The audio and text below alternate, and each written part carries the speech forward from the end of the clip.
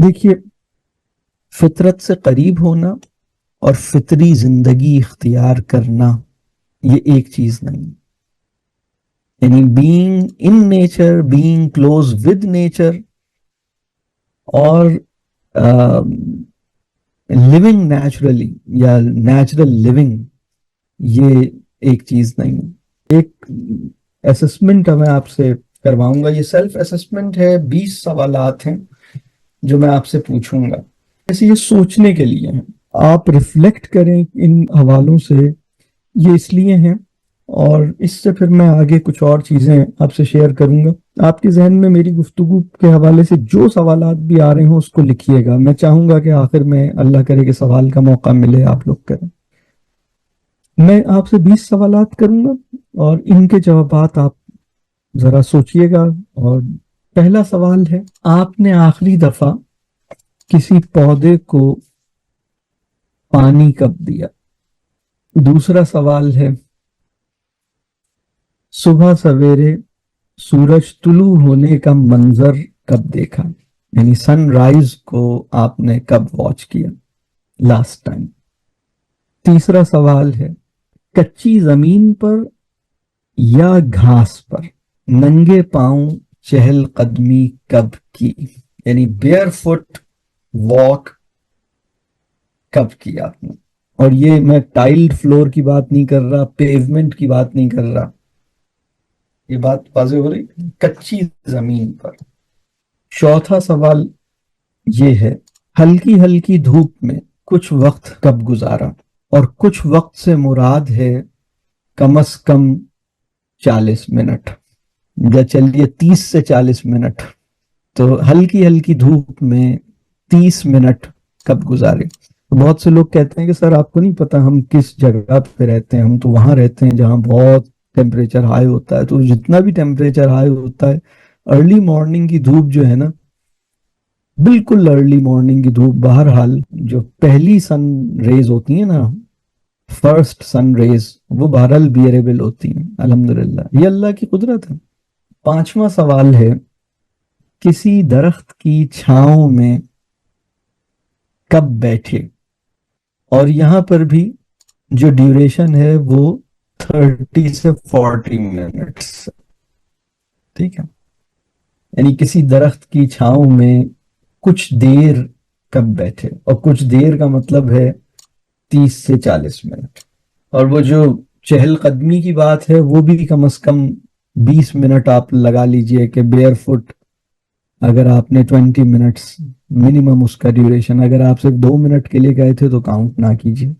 फिर छठा सवाल है, किसी पौधे की जरूरियात या मुश्किलात का जायजा कब लिया? ये एक और सवाल है। मतलब अभी हम इतने इंडिविजुअलिस्टिक लाइफ में हैं कि अपनी फैमिली में किसी की कोई नीड है उसको नहीं मतलब हम रिव्यू कर पाते, तो अपने शौहर या अपनी बीवी की जो उसको जो पर्सनल लेवल पे चैलेंजेस हैं उनका एहसास नहीं हो पाता।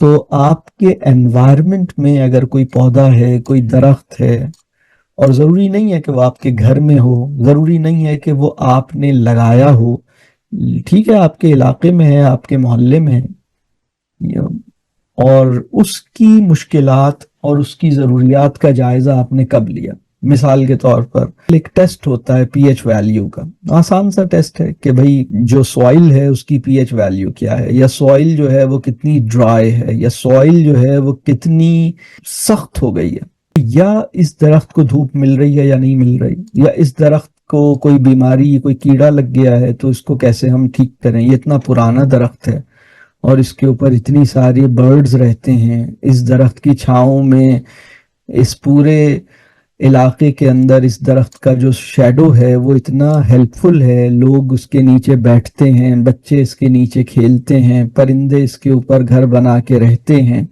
और ये दरख्त जो है वो मुश्किल में है, इसको कीड़ा लग रहा है, इसको कोई प्रॉब्लम हो रही है, तो इसका क्या सलूशन हो सकता है? तो ये एक और सवाल, जैसे किसी पौधे की जरूरियात या मुश्किलात का जायजा कब लिया। तो ये इस सवाल को मैंने इसलिए जरा खोला क्योंकि ये सवाल बिल्कुल ही जैसे बाज लोगों के लिए तो नाकाबिले फहम जैसा होगा ना, कि ये तो बिल्कुल ही अजीब सा सवाल है। ये तो चले पिछले सवाल तो समझ आ रहे थे कि یہ گھاس پہ کب چلے، لیکن یہ کیسا سوال ہے؟ تو اس کو اس لیے میں نے تھوڑا سا کھولا. 7واں سوال، کسی پودے کو مٹی میں کب لگایا؟ یعنی اب وہ چلیں گملے میں لگایا، مٹی میں لگایا، کوئی پلانٹیشن کا ایکسپیرینس کب آخری دفعہ، اور اس کو بھی جیسے زندگی میں کتنے پودے لگائے، اور یعنی اور آخری دفعہ کب لگایا، زندگی میں کبھی کوئی پودا لگایا یا نہیں لگایا، اور لگایا تو کب لگایا.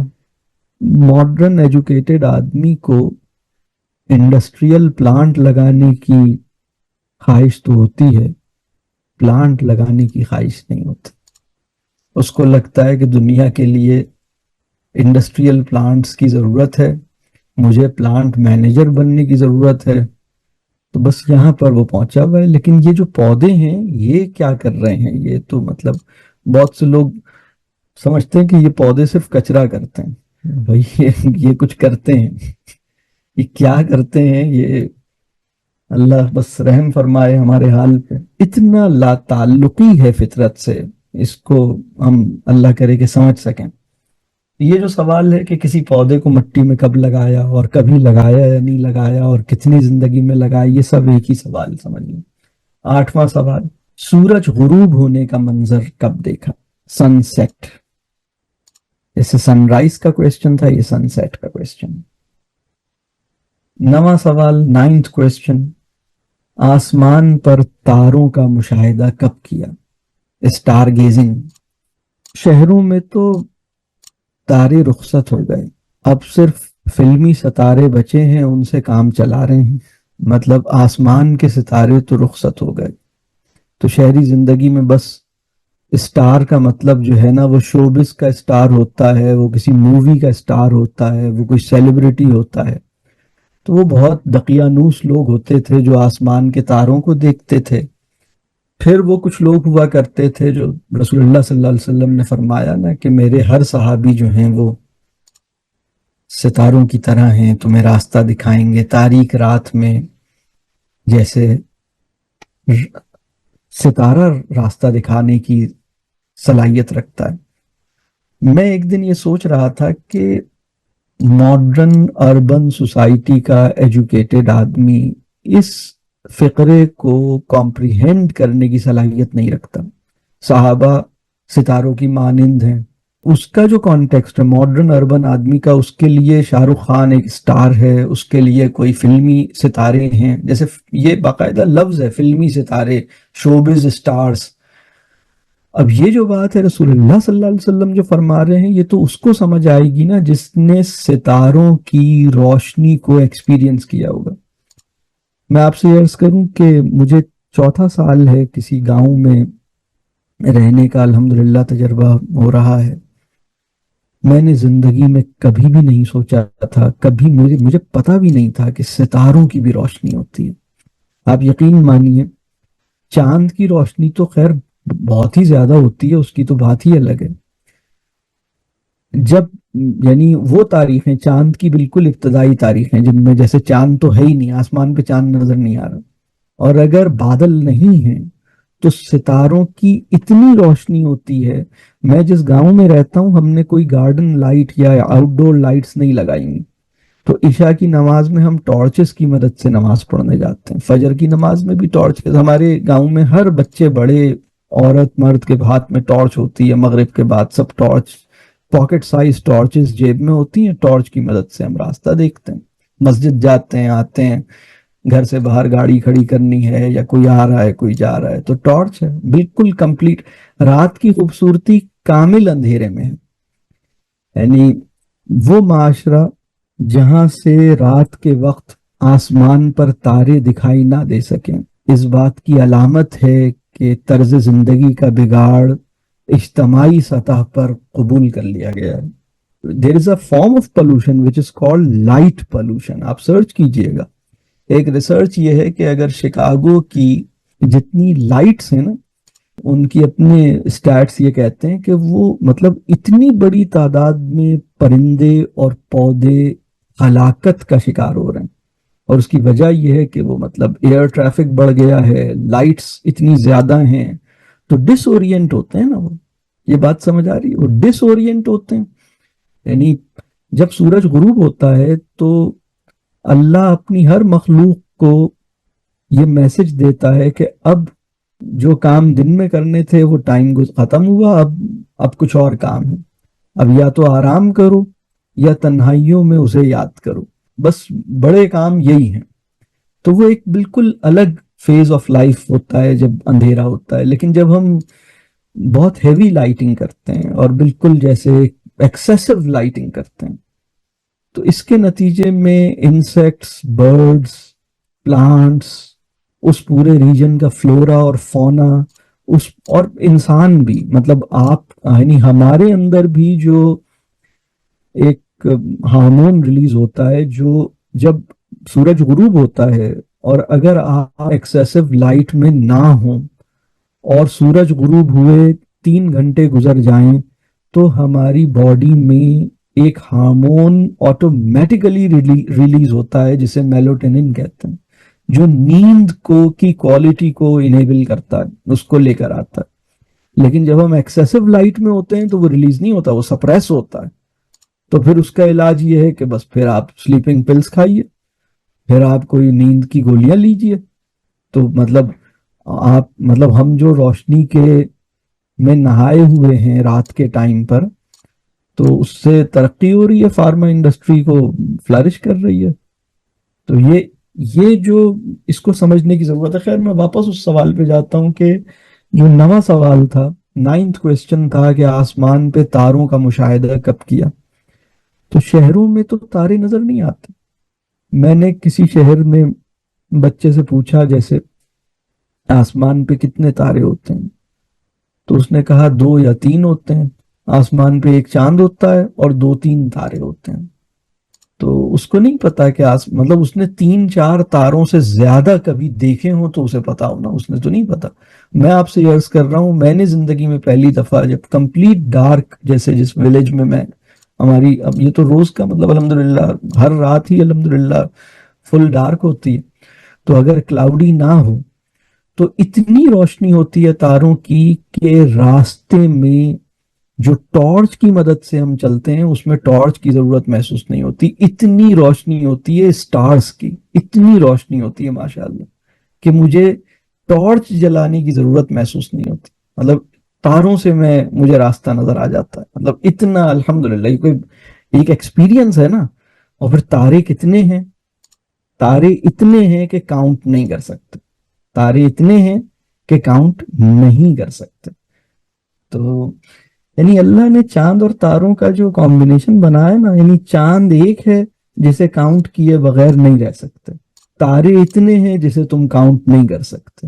تو ہوا الظاہر ہوا الباطن، یا مطلب جو اللہ کی مختلف، یعنی کیسے مطلب اس کی قدرتوں کا جو اظہار ہے کہ مطلب مسئلہ ہی نہیں ہے. مطلب یہ اتنا بین ہے، اتنا بہت مطلب اب آسمان پہ تارے نہیں دیکھے انسان نے. بہت سارے لوگ ہیں جنہوں نے ستارے نہیں دیکھے. ان کے لیے فلمی ستاروں کی ایک مطلب اسٹار جو ہوتا ہے نا، وہ بس کوئی سنگر ہے، کوئی ڈانسر ہے، وہ اسٹار ہے ان کے لیے. 10واں سوال ہے، چاند کو غور سے کب دیکھا؟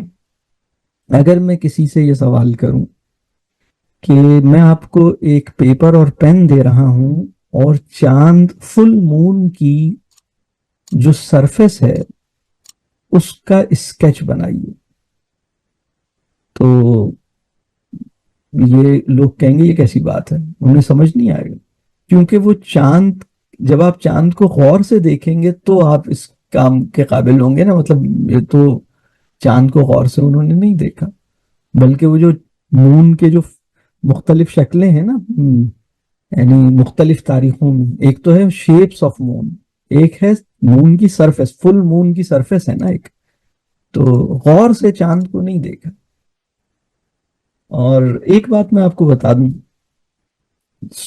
چاند اور سورج اور ستاروں کو دیکھنے کے حوالے سے، یہ جو ہماری آنکھیں ہیں ان کے کچھ مسلز اس وقت ان کی ورزش ہوتی ہے جب ہم فار سائٹ دیکھتے ہیں، مطلب دور دیکھتے ہیں. تو آپ زیادہ سے زیادہ دور جو چیز دیکھ سکتے ہیں وہ ہیں سٹارز، زیادہ سے زیادہ دور. اور جب آپ ان پہ فوکس کرتے ہیں، اتنا دور آپ کہیں دیکھیں دنیا میں، زندگی میں کوئی چیز آپ اتنی دور تو نہیں دیکھ سکتے وہ جتنی دور ہے. تو جب آپ اس کو دیکھتے ہیں ستارے کو، تو ستارے کو دیکھ کر اور جب آپ اس پہ فوکس کرتے ہیں تو آپ کی آنکھوں کے لیے ایک الگ قسم کی ورزش ہوتی ہے جو کسی اور طرح سے ممکن نہیں ہے، بالکل ممکن نہیں ہے. یعنی یہ آپ کو پتا ہے آنکھوں کی کچھ ایکسرسائزز میں نے کچھ عرصے پہلے میں نے نیٹ پر دیکھا کہ وہ آئی روبکس ایک چیز ہے. آپ میں سے کچھ لوگ واقف ہیں آئی روبکس؟ ایک بڑی زبردست چیز ہے، آنکھوں کی ورزش ہوتی ہے، بہت کام کی چیز ہے، مل جاتی ہے نیٹ پہ، آپ ڈھونڈیں گے تو مل جائے گی. لیکن جب میں نے یہ چیزیں مجھے ملی تو بہت دیر ہو چکی تھی، میرے چشمے کا نمبر اور میری چشمہ لگے ہوئے ایک عرصہ ہو چکا تھا، پھر عمر بھی ایک ہوتی تو خیر. لیکن میں نے آئی روبکس دیکھا، پھر مجھے بعد میں سمجھ آیا کہ آئی روبکس تو پھر بھی ایک طریقہ ہے ورزش کا آنکھوں کی، لیکن چاند کو غور سے دیکھنا، سورج کو غور سے، سورج کو جب سورج شروع میں جیسے سن رائز کا منظر اور سن سیٹ کا منظر، اس کے علاوہ نہیں، یعنی جب سورج نکلتا ہے اس وقت اور سورج جب ڈوبتا ہے اس وقت، مطلب اس کے علاوہ آپ سورج کو نہیں مطلب دیکھنا ایڈوائزبل نہیں، لیکن ستاروں کو دیکھنا اور چاند کو دیکھنا. اور پھر ایک چیز اور ہے، جو پرندے اڑ رہے ہیں، یہ بھی میں آگے سوال کروں گا، جو اڑتے ہوئے پرندے کو یعنی اس پہ فوکس کرنا کہ پرندہ ایک چڑیا اڑ رہی ہے اور آپ کا چیلنج، یہ بڑا زبردست گیم ہے.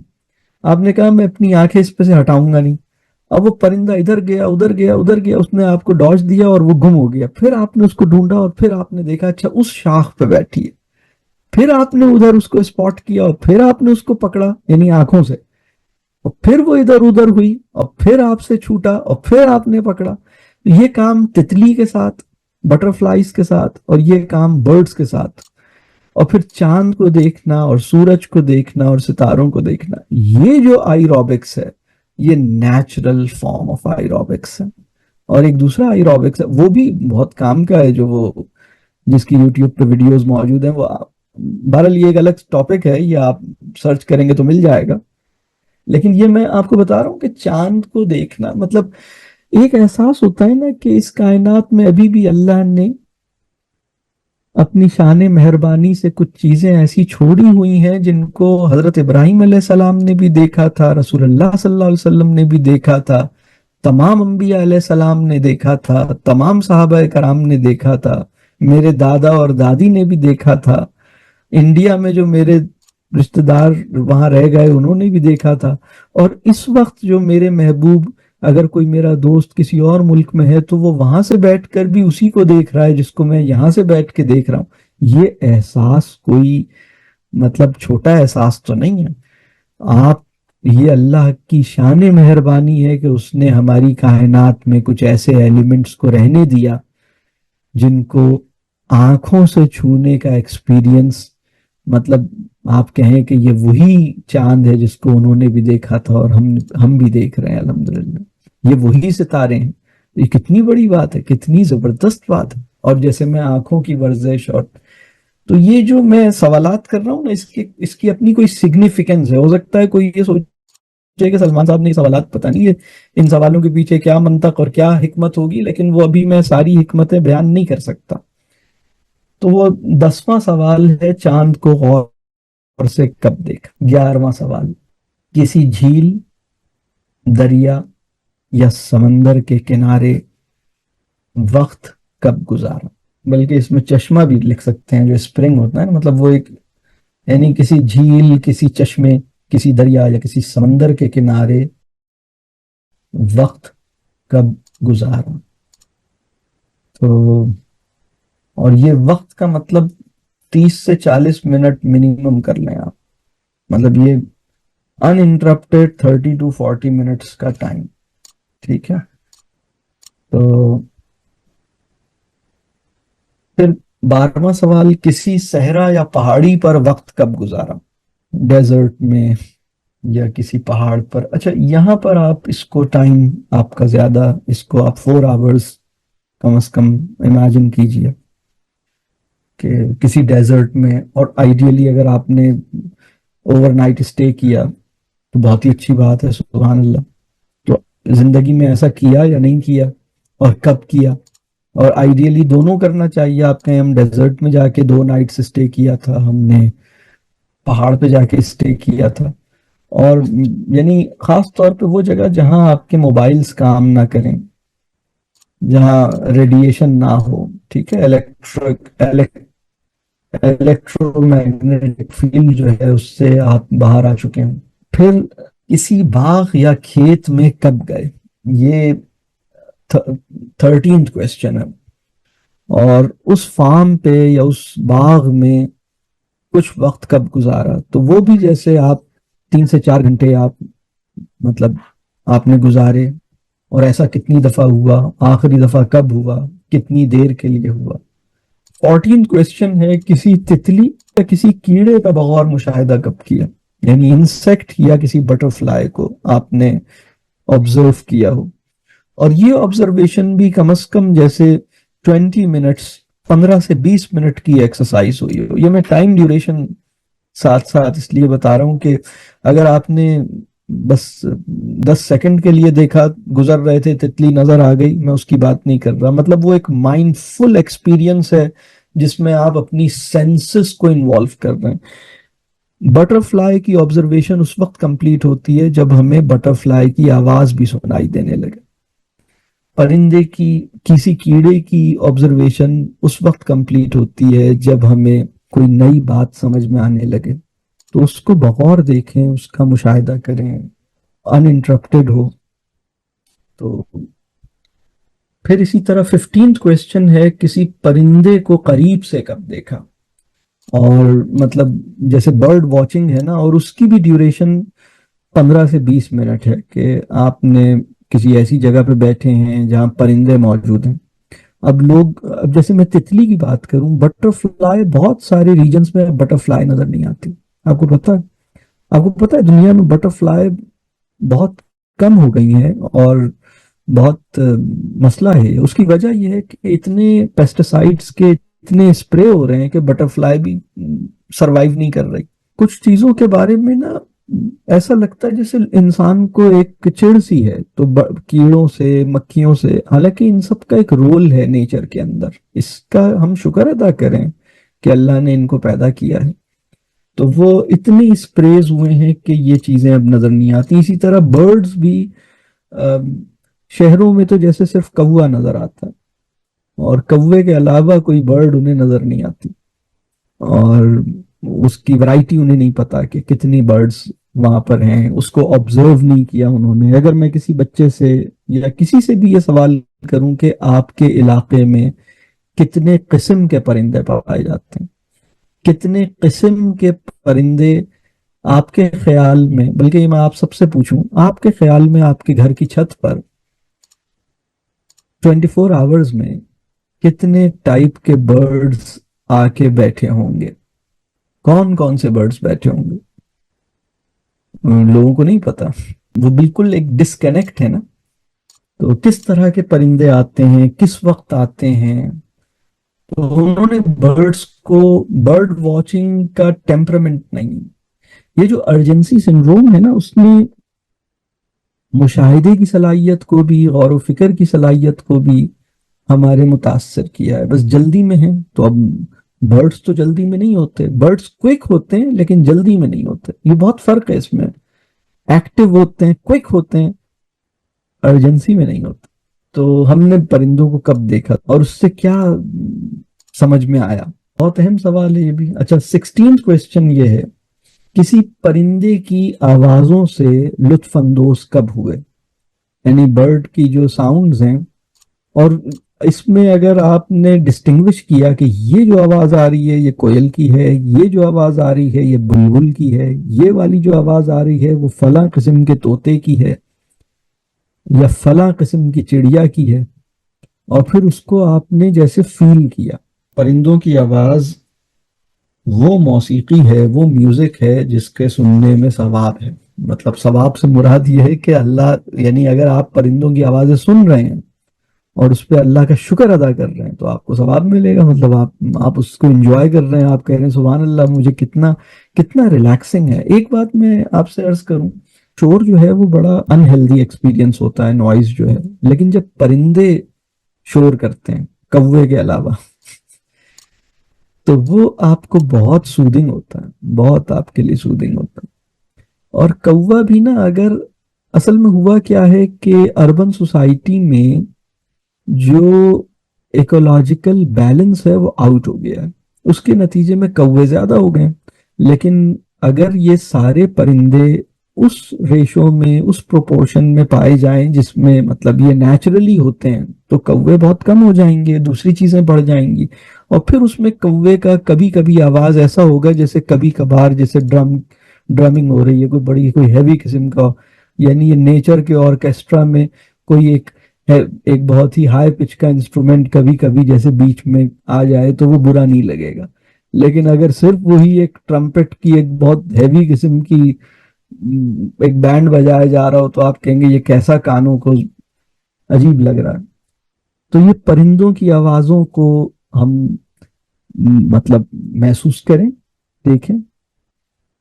17th کویسچن یہ ہے, تازہ ہوا میں ورزش کب کی.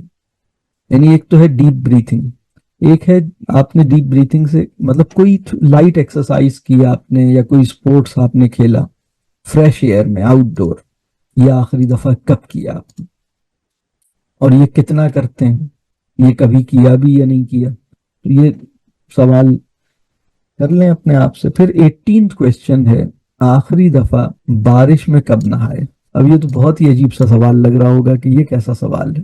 اسی کے ساتھ ایک سوال اور بھی اگر میں کروں کہ مٹی کو کب ہاتھ میں لیا, یا مٹی سے کوئی کام کب کیا, تو آپ کو پتہ لگے گا کہ لوگوں کو ایک عرصہ ہو گیا مٹی کو ہاتھ میں لیے ہوئے. جب ہم جنازوں میں جاتے ہیں, تدفین میں جاتے ہیں, تو ایک عمل جو بڑا پسندیدہ ہے اور ہماری اپنی نفسیاتی اور ایمانی صحت کی بہت خیر ہے, مطلب اس پورے عمل میں تدفین اور جنازے میں شرکت جو ہے نا, وہ ایک تو مرنے والے کا بھی ہم پر حق ہوتا ہے, ہم اس کے جنازے میں جائیں اور نماز پڑھیں, جنازے کی نماز میں شرکت کریں, تدفین میں بھی جا سکتے ہیں تو جائیں, بہت الحمدللہ ایک اچھی بات ہے. لیکن ہمارے اپنے اوپر اس کا بڑا فائدہ ہوتا ہے کہ ہم مطلب یعنی موت کی تیاری کرنے کا ایک بھولا بھٹکا خیال دوبارہ لوٹ کے آتا ہے. یعنی اگر دل بہت سخت نہ ہو گیا ہو تو اس کا امکان پیدا ہوتا ہے کہ اس جنازے میں شرکت کے بعد شاید ہم ٹھیک ہو جائیں. اور اس میں تدفین میں ایک جو فائنل عمل ہوتا ہے نا, جب ڈیڈ باڈی کو قبر میں لٹا دیتے ہیں تو جتنے لوگ آئے ہوئے ہوتے ہیں وہ مٹی کو اپنے ہاتھوں سے وہ اس کے اوپر ڈالتے ہیں, اور وہ 3 دفعہ مطلب جیسے 3 مٹھی یا 3 دفعہ مٹی کو جیسے وہ اس پہ تھرو کرتے ہیں. تو وہ ایک بڑا قیمتی عمل ہے, آپ کو دوبارہ مٹی کے ساتھ آپ کے تعلق کو سمجھنے میں مدد دیتا ہے. ہم مٹی سے بنے ہیں, مٹی میں ملیں گے, اور ان دونوں یعنی مٹی سے بننا اور مٹی میں ملنے کا جو درمیانی وقفہ ہے اس میں مٹی سے دوری کیوں, اس کو بھی ہم مطلب کچھ ذرا واپس آئیں. میں ایک دفعہ کسی جنازے میں گیا اور میں دیکھ رہا تھا کہ لوگوں کو بڑا تردد تھا وہ مٹی کو ٹچ کرنے. اپنے آپ کو ٹھیک نہیں کیا نا, تو مطلب وہ جو کام تھا نا کہ قبر پہ مٹی ڈالنا, وہ ہاتھ مٹی کو ٹچ, کیونکہ مٹی گندی ہوتی ہے, مطلب یہ پرسپشن ہے نا, مٹی گندی ہے, مٹی خراب ہے. مٹی خراب نہیں ہے, یہ بات واضح ہو رہی ہے. آپ کے علم میں ہوگا نا کہ آلائے پاکی یعنی انسٹرومنٹ آف پیوریفیکیشن, یعنی وہ آبجیکٹ جس کے تھرو ہم پاکی اختیار کرنے کے جو ذرائع ہیں یا انسٹرومنٹس ہیں, تو پہلا جو ہے وہ پریفرڈ جو ہے وہ سورس واٹر ہے, اور سیکنڈ جو ہے اگر واٹر اویلیبل یعنی آپ تیمم کر لیجئے, اور یا آپ مٹی سے صاف کر لیجئے. مٹی تو صاف اور پاک کرتی ہے, مٹی سے اتنی دوری. اور بارش میں نہانا, رین واٹر جو ہے نا, جو واٹر بھی آپ کے پاس ہے اس میں سب سے بڑھیا واٹر وہ ہے جو آسمان سے آپ کے سامنے نازل ہوا ہے, اور وہ اس میں کچھ مکس نہیں ہوا ہے, اور بالکل اپنی اوریجنل پیور فارم میں آپ کے پاس پہنچا ہے. لیکن اب ایئر پولوشن بھی اتنی ہے کہ وہ پھر ہوا میں اتنی ساری چیزیں ہیں, ٹاکسنز ہیں, تو اب وہ ایک کچھ اور چیز بن جاتی ہے، لیکن بہرحال وہ ایک ہے ایسپیکٹ. تو بچے نیچرلی ایسے ہوتے ہیں کہ وہ مٹی اور بارش میں جانا چاہتے ہیں، لیکن ہم ان کو بڑی جلدی اپنے جیسا بنانا چاہتے ہیں. تو ہم کہتے ہیں نہیں یہ سب نہیں کرو، تمہارے برانڈڈ سوٹ کی کیئر مٹی میں کھیلنے سے زیادہ اہم ہے.